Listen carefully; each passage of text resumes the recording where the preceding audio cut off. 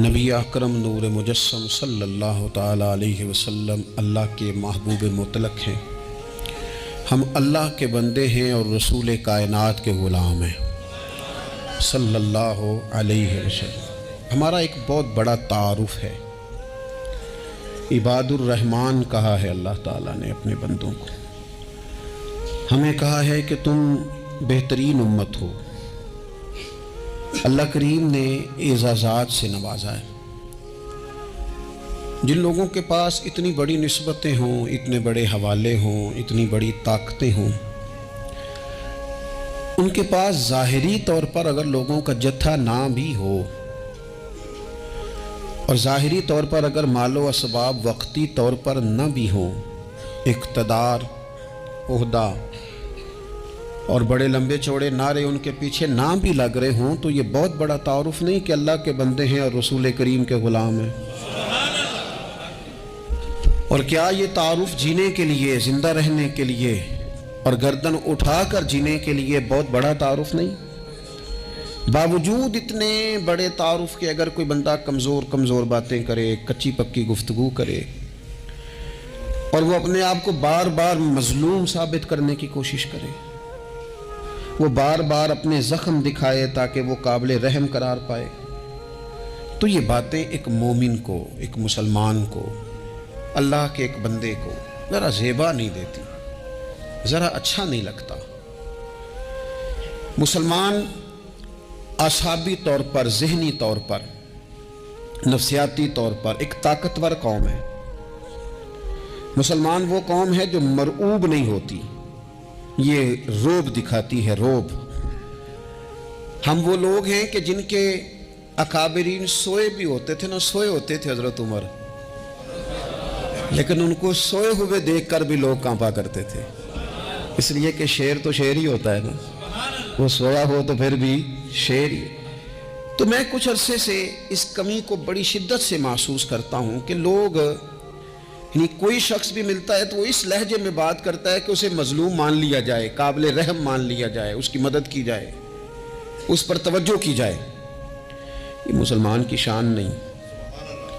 آپ سورہ بقرہ پڑھیں گے تو قرآن مجید اصحاب صفہ کی شان بیان کرتا ہے کہ انہیں بڑی حاجت ہے، بڑے ضرورت مند ہیں۔ وہ لوگ تھے جو کئی دنوں تک روٹی نہیں کھاتے تھے، لیکن رب فرماتا ہے کہ میرے محبوب کے مدرسے کے ان طالب علموں کو جو دیکھے گا اسے محسوس ہوگا کہ یہ تو بڑے امیر لوگ ہیں۔ کیوں محسوس ہوگا؟ لا یسألون الناس الحافا، یہ لوگوں سے لپٹ کر سوال نہیں کرتے، کشکول طلب نہیں دراز کرتے، یہ اپنے پردے کو قائم رکھتے ہیں۔ خودداری، عزت نفس، وقار، خودی، ہمارے ہاں تیزی سے ان چیزوں کا آج جو ہے وہ یوں محسوس ہوتا ہے جیسے قحط ہو گیا ہے۔ الا ماشاءاللہ، آپ کے زخم دکھانے سے کوئی بھی آپ کا زخم نہیں بھرے گا، بلکہ میں نے تو یہ دیکھا ہے اپنی زندگی میں کہ اچھا بھلے تعلقات چل رہے ہوتے ہیں، آپ کو ذرا ضرورت پڑ جائے تو سامنے والا آنکھیں پھیر لیتا ہے، اسی وقت اس کا ماحول اور اس کے حالات خراب ہو جاتے ہیں۔ اس لیے اپنا سارا بھروسہ، اپنی ساری توجہ، اپنی سوچوں کا مکمل مدار صرف اللہ رسول کی ذات کو بنائیں، اور اس انداز میں بنائیں کہ کون دیتا ہے دینے کو تو چاہیے، دینے والا ہے سچا ہمارا نبی۔ اور یہ ذہن بنائیں زندگی میں کہ رب رسول کی بارگاہ سے 2 قطرے بھی مل گئے تو دنیا بھی بن جائے گی، آخرت بھی بن جائے گی۔ اس لیے ادھر ادھر دیکھنا تھوڑا کم کریں۔ اور بالخصوص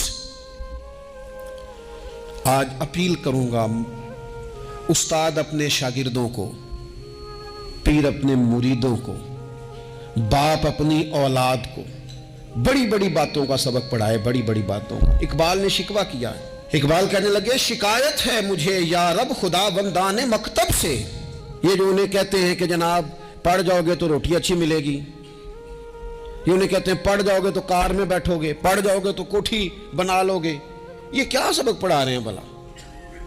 ان کو تو تم بڑے باتیں بتاؤ، انہیں کہو پڑھو گے تو دنیا میں حضور کے دین کا انقلاب برپا کرو گے، تم ان کہو کہ تم پڑھو گے تو تم ایک پورا ملک چلاؤ گے، تم انقلاب برپا کرو گے، اٹھ باندھ کمر کیوں ڈرتا ہے، پھر دیکھ خدا کیا کرتا ہے۔ اقبال کہنے لگے یہ تم کیا سبق پڑھا رہے ہو کہ روٹی صحیح مل جائے گی؟ چندہ اکٹھا کرنے کا طریقہ آ جائے گا. کہنے لگے شکایت ہے مجھے یا رب خدا وندان مکتب سے، سبق شاہی ہے اور بچوں کو دے رہے ہیں خاک بازی کا. اڑنے والی تعلیم تھی اور یہ انہیں رینگنے کا سبق پڑھا رہے ہیں. تگڑی تگڑی باتیں بچوں کو سکھاؤ، تگڑی تگڑی. یہ پھر سارے نہ ڈھونڈتے پھریں کہ وہ فلانا جو ہے نا چاچا امیر ہے تو ماموں امیر ہے تو فلانی خالہ باہر ہے تو فلانا ذرا مہربانی. کوئی بھی نہیں مہربانی کرتا. مہربانی جب بھی کرتا ہے یا خدا کرتا ہے یا مدینے والے محمد مصطفیٰ کرتے ہیں. اپنی توجہات کبھی بچوں کو دیکھیں. حضرت لقمان اپنے بیٹے کو کیا کہتے ہیں؟ کہتے ہیں یا بنی اقم الصلاۃ وامر بالمعروف وانہی عن المنکر. حضرت لقمان اپنے بیٹے کو سمجھاتے ہیں، کہتے ہیں اے بیٹا نماز قائم کرنا، لوگوں کو بھلائی کا حکم دینا، برائی سے منع کرنا، وَاصْبِرْ عَلَىٰ مَا أَصَابَكَ، اور جب مصیبت پہنچے تو صبر کرنا، ادھر ادھر رونا دھونا نہ کرنا. نماز پڑھنا، بھلائی کا حکم دینا، برائی سے منع کرنا، اور اگر کوئی مصیبت پہنچے تو اس پر صبر کرنا. کتنے کام ہو گئے؟ 4. ایک نماز پڑھنی ہے، ایک بھلائی کا حکم دینا ہے لوگوں کو، ایک برائی سے، اور اگر کوئی مشکل آئے تو کیا کرنا ہے؟ ان ذالک من عزم الامور. فرمایا بیٹا یہ بڑی ہمت والے کام ہیں. ہمت والے کام کرنا، ہمت والے. طاقتیں اپنی قائم رکھنا، کمزور نہ پڑنا. لوگ تمہارے آنسو نہ دیکھیں، کوئی تمہیں تڑپتا نہ دیکھے. چھوٹا چھوٹا زخم لے کر لوگ سگنل پہ کھڑے، چھوٹی چھوٹی مجبوریاں لے کر لوگ مانگنے کے لیے دروازوں پر کھڑے ہیں. امت مسلمہ کا یہ مزاج نہیں، یہ وقار نہیں، یہ انداز نہیں. ہم تو بانٹنے والے لوگ. چلے مشکل آ جاتی ہے، زندگی میں ضروریات پڑ جاتی ہیں، قرضہ صحابہ بھی لے لیا کرتے تھے، لیکن یہ جو لہجے آج ہم نے اختیار کر لیے، کمزور ہو جانا، کچا پڑ جانا، غریبی کا رونا، یہ انداز اہل ایمان کا. بچوں کو طاقتور ہونا چاہیے. میرے نبی کریم صلی اللہ تعالیٰ علیہ وآلہ وسلم نے نا ارشاد فرمایا، ایسا نہیں ہے کہ کوئی بندہ کمزور ہے تو وہ ناپسندیدہ ہے. یہ نہیں فرمایا کہ جو بزدل ہے تو وہ بڑا کوئی کٹا ہوا آدمی ہے. لیکن حضور فرماتے ہیں، صحیح مسلم میں حدیث موجود ہے، حضور فرمانے لگے طاقتور مسلمان نا اللہ کی نظر میں بزدل مسلمان سے زیادہ پیارا ہے. طاقتور ہے نا، اس کی شان زیادہ ہے. یہ جو با ہمت ہے، با حوصلہ ہے، جس کے اعصاب مضبوط ہیں، یہ رب کریم کی بارگاہ میں باوقار ہے. اللہ کے حضور اس کی قدر ہے. اور حضور علیہ الصلوۃ والسلام صحابہ کو دعائیں سکھایا کرتے تھے، اور تعلیم امت کے لیے خود بھی حضور وہ دعا فرمایا کرتے تھے. کہتے تھے اے اللہ بزدلی سے بچا، کنجوسی سے بچا، اے اللہ اس بڑھاپے سے بچا جو انسان کو بڑا پریشان کر دے. حضور دعائیں مانگا کرتے تھے. دیکھیں بیمار انسان ہو جاتا ہے، اگر وہ سوچے نا رب کی طرف سے ہے تو پھر بیماری کا لوگ بڑا مزہ لیتے ہیں. کیونکہ جب بندہ بیمار ہوتا ہے تو نفسانی خواہشات ساری ختم ہو جاتی ہیں. اور میں اکثر دوستوں سے کہتا ہوں کہ بعض چیزیں ایسی ہیں جو وجد میں لے آتی ہیں بندے کو، اگر وہ غور کرے تو. آپ یہ حدیث پاک سنیں، حضور علیہ السلام نے فرمایا بیمار کے ساتھ ضد نہ کرو کہ ضرور کھا، ضد نہ کرو، اس لیے کہ اللہ اسے کھلا بھی دیتا ہے، پلا بھی دیتا ہے. اب جب کسی کو پتہ چلے کہ میں بیمار ہوں تو رب مجھے کھلا پلا رہا ہے تو مجھے بتائیے بیماری کتنی پیاری لگے گی، بیماری میں کتنا سرور آئے گا. پھر تو انسان ہمیشہ چاہے گا کہ مجھے وہ چیزیں ملیں جو مجھے اللہ تبارک و تعالیٰ کی بارگاہ کے قریب کر دیں. دوسری بات یہ ہے کہ میدان میں جب انسان اترتا ہے نا تو اسے ایک بات اپنے ذہن میں رکھنی چاہیے کہ جیت اور ہار یہ اللہ تعالیٰ کے دست قدرت میں ہے. لیکن جب وہ لڑے تو جیتنے کے لیے لڑے. ہمارے ہاں نا بہت سارے لوگ لڑنے سے پہلے ہی ہارے ہوئے ہوتے ہیں، میدان میں نکلنے سے پہلے ہی وہ کمزور باتیں کر رہے ہوتے ہیں. ابھی سفر شروع نہیں ہوتا وہ کہہ دیتے ہیں نہیں جناب آپ کی بات تو ٹھیک ہے پر کیسے ہوگا، کیوں کر ہوگا، لوگ تو آج کل چلتے ہی نہیں، بڑے مسئلے خراب ہیں. اور پھر کچھ لوگ ایسے ہیں جن کی باتیں سن کر بندے بیک گیئر لگا لیتے ہیں. اور میں نے دیکھا باتیں کرنے والے وہیں رہتے ہیں اور کام کرنے والے کہاں سے کہاں چلے جاتے ہیں. یہ یقینی نہیں کہ جیتیں گے، لیکن جب میدان میں اترے نا تو پھر ہمیشہ جیتنے کے لیے اترے. کوشش کریں کہ میں نے اس انداز میں نکلنا ہے کہ میں نے نہ جیتنا ہے. حضرت مولا علی شیر خدا کرم اللہ تعالیٰ وجہ الکریم سے کسی بندے نے پوچھا حضور آپ ہر میدان میں کامیاب کیوں رہتے ہیں؟ فرمانے لگے جیت ہار تو رب کریم کے دستے قدرت میں ہے، لیکن جب میں اترتا ہوں نا میدان میں تو میں دشمن دیکھ کے پہلے ہی فیصلہ کر لیتا ہوں کہ میں نے اس کے پیٹ میں خنجر مارنا ہے کہ گلے پہ، میں جیتنے کے لیے میدان میں اترتا ہوں۔ تو آپ دیکھ لینا دیواریں ہلتی رہتی ہیں اور در کانپ جاتا ہے، علی کا نام سن کر اب بھی خیبر کانپ جاتا ہے۔ کیوں کہ کہتے ہیں میں ذہن بنا لیتا ہوں کہ میں اسے کاٹ کے لاؤں گا، میں ڈرتا اور سہمتا ہوا میدان میں نہیں اترتا۔ ذہن ہوتا ہے کہ آج لڑوں گا تو جیتوں گا، آج میں دیکھیں میں کیا کرتا ہوں۔ حوصلہ نہیں پیدا کر پا رہے بچوں میں، کچھ بچے بھی اللہ خیر کرے عزم و ہمت والے لوگوں کے پاس بیٹھتے نہیں، اور دوسرا ہم اپنے بچوں کا کسی کو آئیڈیل بھی نہیں بننے دیتے۔ بچے کسی کا نام لیتے ہیں تو ہم کہتے ہیں پتر چھاڑ پرا، یہ دور ہی نہیں ہے۔ ہم کوئی ایسا ذوق، کوئی مزاج، کوئی طبیعت پیدا ہی نہیں ہونے دیتے۔ کچھ آنے والی نسل کا مزاج ہے کہ وہ اٹھنا نہیں چاہتی، بیٹھنا نہیں چاہتی، چلنا نہیں چاہتی، وہ چاہتی ہے میں لیٹی رہوں، موبائل میرے ہاتھ میں رہے، باقی سارے کام ریموٹ کنٹرول ہو۔ جب انسان دیکھیں نا، ایک ڈاکٹر صاحب کے پاس ایک دفعہ میں گیا تو ایک مریض کو وہ سمجھا رہے تھے، اسے کہہ رہے تھے کہ تو تھوڑی ورزش بھی کیا کر، تھوڑی ورزش بھی کیا کر، اور ساتھ انہوں نے بڑی اچھی بات کی، کہنے لگے اللہ تعالیٰ نے نا جسم میں جوڑ بنائے ہیں، یہ گھٹنے ہیں، یہ کونیاں ہیں، اللہ نے جوڑ بنائے ہیں، اسی لیے تو بنائے تھے کہ تھوڑی ان کو حرکت بھی دی جائے، لیکن اگر آپ ان جوڑوں کو حرکت ہی نہیں دیں گے تو یہ تو زانگ آلود ہو جائیں گے۔ تو کام زندگی میں عزم کے ساتھ، ہمت کے ساتھ، اور سب سے بڑی مضبوطی یہ ہے کہ آپ یہاں سے مضبوط ہوں، آپ اعصابی طور پر مضبوط ہوں۔ یہ جو کمزوری ہے نا، ذہنی کمزوری، میں نہیں پسند کرتا کہ مطلب خواتین بچوں کو اس لیے ڈرائیں کہ بیٹا او ہو بلی آ گئی ہے۔ وہ بلی کیا ہوتی ہے جی؟ لیکن جو خواتین آج بھی بچوں کو بلی سے ڈرائیں گی، اچھا اس کو ڈرا بلی سے رہی ہوتی ہیں اور ساتھ کہہ رہی ہوتی ہیں ماما کا شیر، جی آپ کا شیر بلی سے ڈرتا ہے، یہ اماں کا شیر بلی سے ڈر رہا ہے، آپ نے اس سے بلی سے ڈرا دیا اور نام شیر رکھ دیا ہے۔ یہ کیسا شیر ہے کہ جو بلی آتی ہے تو بھاگ جاتا ہے؟ یہ ماحول مطلب متضاد ہے۔ یہ کاکروچ دیکھ کر چیخیں مارنا نا، یہ برگر فیملی ہونے کی علامت ہے۔ چھپکلی دیکھ کر نا چیخیں مارنا، یہ امیر گھروں کی علامت ہے، پڑھے لکھے لوگوں کی علامت۔ یہ کیا مذاق ہے؟ جو قوم چھپکلی سے ڈرتی ہے، کاکروچ سے ڈرتی ہے، اور جو لوگ کہتے ہیں ہو یہ جناب یہ تو اندر میرے وہ آ گیا ٹوکا تو یہ کھا جائے گا، تو یہ قوم انقلاب برپا کرے گی، یہ میدانوں میں نکلے گی۔ بڑے خوبصورت انداز میں ویڈیو بنا کے تو اس کو شیئر کیا جاتا ہے کہ وہ جی قربانی والے دن بکرا ذبح ہو رہا تھا تو بچہ رو پڑا۔ کیا بات کرتے ہیں آپ؟ یہ جہاد کرے گا بچہ کل کو جو بکرے ذبح ہونے پہ روتا ہے؟ اعصابی مضبوطی، ذہنی طور پر مضبوط کب ہوتی ہے؟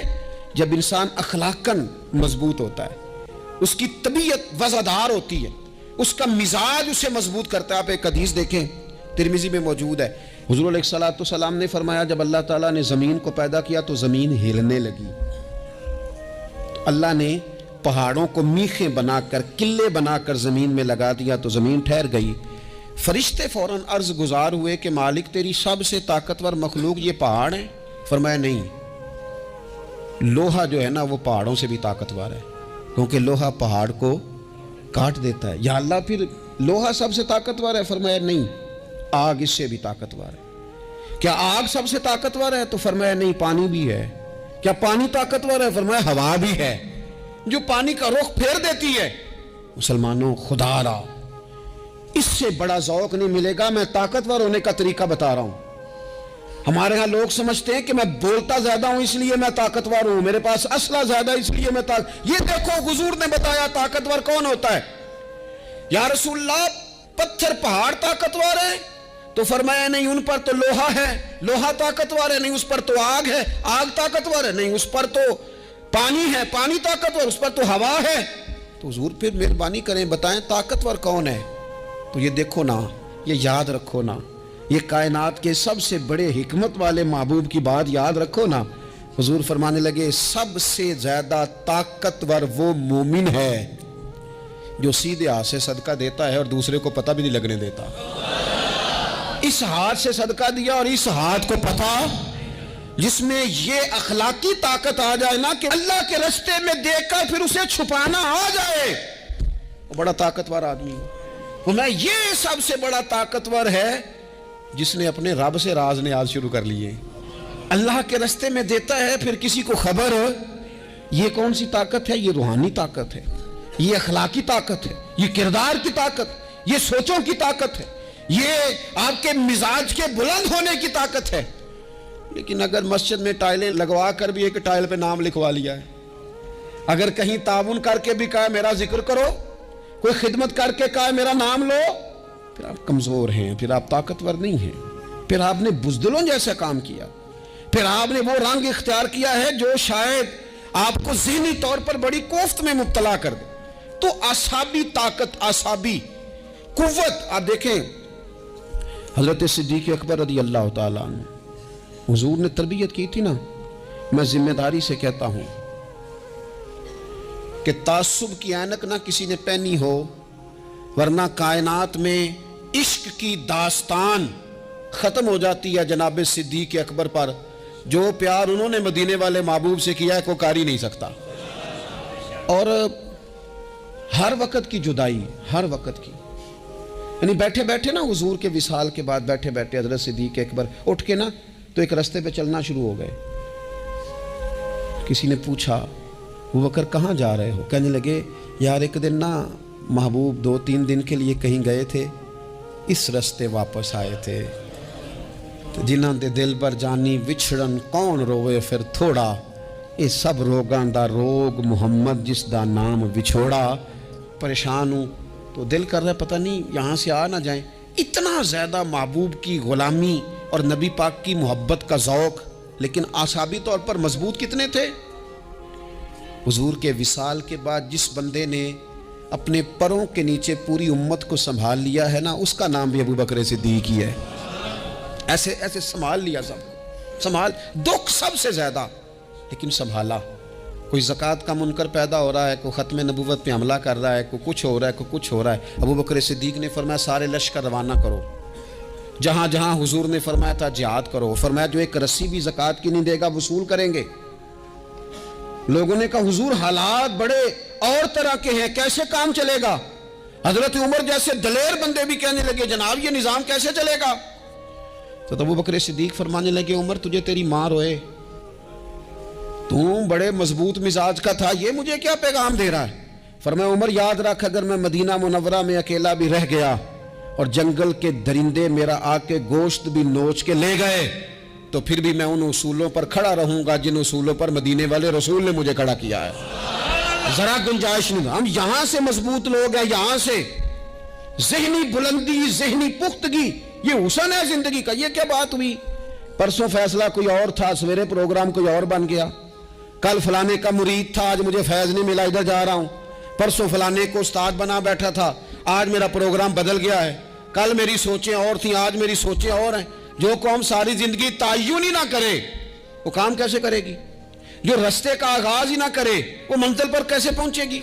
تو کمزور باتوں سے نکلیں، بزدلانہ سوچوں سے باہر آئیں، طے کریں زندگی میں یہ کچھ ہم نے کرنا ہے۔ میں نے کہا ہے نکلیں میدان میں جیتنے کے لیے، پھر رب کی مرضی ہے، پھر اللہ کی مرضی ہے۔ ساری زندگی صحابہ پر قرض رہا، قرضے بھی رہے، خدمتیں بھی ہوتی رہی، جہاد بھی ہوتے رہے، ڈیوٹیاں بھی ہوتی رہیں، سارے کام ہی ہوتے رہے۔ ہمارا یہ مزاج ہے ایک دو کھا گیا ہے ساری خوشیاں ہی گئیں، بس سارا کچھ ختم کر بیٹھتے ہیں۔ تو تھوڑی سی نا مضبوط دیکھیں۔ اچھا یہ حضرت ابو بکر کا حال ہے تو جناب عمر کی کیفیت کیا ہے؟ کلمہ پڑھتے ہی حضرت عمر نے فرمایا یا رسول اللہ جب آپ سچے، قرآن سچا، اسلام سچا، تو چھپ کے نماز پڑھنے کا کیا مطلب ہے؟ فرمایا ابھی تعداد ہی کوئی نہیں، 40 تو مسلمان ہیں۔ عرض کی حضور مہربانی کریں نا آپ صرف اجازت دیں۔ 20 لوگوں کی صفیں بنا دی گئیں، ایک صف کے آگے حضرت عمر ہیں، ایک صف کے آگے حضرت امیر حمزہ ہیں۔ جناب عمر کہنے لگے چونکہ آپ اللہ کے رسول ہیں تو لہٰذا نماز بھی آج اللہ کے گھر میں پڑھی جائے گی۔ تو حضرت عمر بیت اللہ شریف کے بیچ کھڑے ہو کے نعرہ لگاتے ہیں، فرماتے ہیں میں عمر ہوں، تم مجھے بھی جانتے ہو، میرے باپ کو بھی جانتے ہو، تم میرا قبیلہ بھی جانتے ہو، میں نے پڑھ لیا ہے محبوب کا کلمہ۔ اب جس نے بچے یتیم کرانے ہو اور اپنی بیوی بیوہ کرانی ہو وہ آئے اور مجھے روکے. یہ محبوب اللہ کے ہیں اور گھر بھی اللہ کا ہے تو نماز بھی آج اللہ کے گھر میں ہی پڑھی جائے گی. جب تک انسان یہاں سے طاقتور نہیں ہوتا. پھر بات آئی سیدنا عثمان غنی کی. میں پہلا وہاں اونا رنداں تو جن نے کھلی بغاوت کی تھی. ہے پورا قبیلہ اور طرف ہے. عثمان تیرے گھر میں مال ہے, دولت ہے, وزاداری ہے, لوگ سارے کیا کریں گے, والد مخالف, چچا مخالف. حضرت عثمان غنی جیسے آدمی کو پکڑ کے باندھ دیا گیا گھر میں. پر عثمان غنی کہنے لگے میں ان بزدلوں میں سے نہیں ہوں جو محبت بھی کریں اور اظہار بھی نہ کر سکیں, جو دعویٰ بھی کریں اور پھر ان کے اندر طاقت اظہار بھی نہ ہو. فرمایا تم جتنا باندھ سکتے ہو باندھ لو, تم اپنی دولتیں, حکومتیں اور اپنا جاہو جلال سنبھال کے رکھو, ہم نے تو غلامی کا فیصلہ کر لیا ہے. اور پھر کی غلامی انہوں نے. اور جہاں تک بات ہے شیر خدا حضرت علی المرتضیٰ کی, حضرت علی المرتضیٰ شیر خدا کا تو یہ حال تھا کہ ساری زندگی میدان میں رہے. ایک دن حضور نے صرف فرمایا کہ آج آپ کو نہیں لے کے جانا, آپ تھوڑا نا میرے نائب بن کر. حضور کسی نہ کسی کو نائب بنا کے مدینے میں چھوڑ کے جائے. ایک دن صرف کہا نہیں لے کے جانا. تو حضرت مولا علی رونے لگے, کہنے لگے حضور میں بچوں کے بیچ رہوں, عورتوں کے بیچ رہوں, میری تلوار کو زنگ لگ جائے گا. حضور مجھے تو گھوڑے پہ بیٹھنا پسند ہے. اچھا میں آپ کو ایک اور بات بھی عرض کروں, پہلے بھی میں نے کہا تھا پھر کہتا ہوں, کچھ لوگ پڑھے لکھے ہوتے ہیں بہادر نہیں ہوتے. حضرت علی کے علم کا بھی کمال عروج پہ اور بہادری بھی پورے عروج پہ. زندگی نا بہادر لوگوں کی ہوتی ہے. یہ شہاب الدین غوری لیٹے ہیں یہاں سوابا میں. تو کسی نے پوچھا ان سے کہ یار آپ کہاں رہتے ہیں؟ کہنے لگے میں گھوڑے کی پشت پہ ہوتا ہوں. ہمارے بچے بڑی سونی فوٹو بناتے ہیں. ان سے پوچھیں آج کل آپ کیا کرتے ہیں تو کہتے ہیں موبائل چلاتے ہیں. آپ کیا کرتے ہیں؟ فوٹو کھینچتے ہیں. آپ کیا کرتے ہیں؟ کہتے ہیں وہ نا مجھے ایسا عجیب مسئلہ ہے موبائل کا کہ بچوں کی نا مطلب میں کئی دفعہ سوچتا ہوں کہ اگر انہیں کچھ 4 گھنٹے موبائل سے علیحدہ رہنا پڑا نا تو ہو سکتا ہے کہ ان کو ڈاکٹر کو بھی دکھانا پڑ جائے. اتنی کو بری حالت ہو گئی. مجھے ڈھیر سارے دوست کہتے ہیں جی آپ ٹیلی فون پہ ملتے نہیں. میں نے کہا میں پہلے ملا کرتا تھا جب تک لوگوں کی جیب میں موبائل تھا. جب سے لوگوں نے ہاتھ میں پکڑ لیا نا تو پھر تو ایک دن میں 100 نمبر ملتا ہے. تو پھر آپ کیسے موبائل پہ رہیں گے؟ پھر تو ایک ہی کام ہے, یا فون سنیں گے یا کوئی اور کام کریں گے. تو تھوڑی سی ہمت والی زندگی گزاریں. بزدلانہ باتیں, کمزور باتیں ہمارے بچوں کو بھی کمزور کر دیں گی. یہ کچھ نہیں کر سکیں گے. حضرت سیدنا عبداللہ بن زبیر رضی اللہ تعالیٰ عنہ یہ مدینہ منورہ میں پیدا ہونے والے سب سے پہلے بچے ہیں. حضرت سیدنا ابوبکر صدیق رضی اللہ تعالیٰ عنہ کے نواسے ہیں. حضور کے پھپھو جناب صفیہ کے پوتے ہیں اور عشرہ مبشرہ صحابی حضرت زبیر بن عوام ان کے بیٹے ہیں. شروع سے ہی بڑے بہادر تھے. ایک دن کچھ بچے گلی میں کھیل رہے تھے تو ایک شخص نے آ کے نا چیخ ماری, ڈرایا.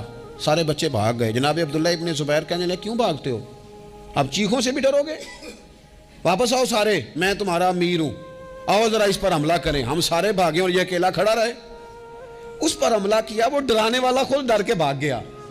تھوڑا سا نا مزاج, ذہن, طبیعت دیکھیں نا, بدتمیزی اور چیز کا نام ہے لیکن گفتگو کا مضبوط ہونا یہ اور چیز کا نام ہے. بچوں کو جب پوری طرح یہاں تو ہم ان کو اس قدر زیادہ کمروں میں بند رکھتے ہیں کہ جب وہ نکلتے ہیں باغی ہو جاتے ہیں.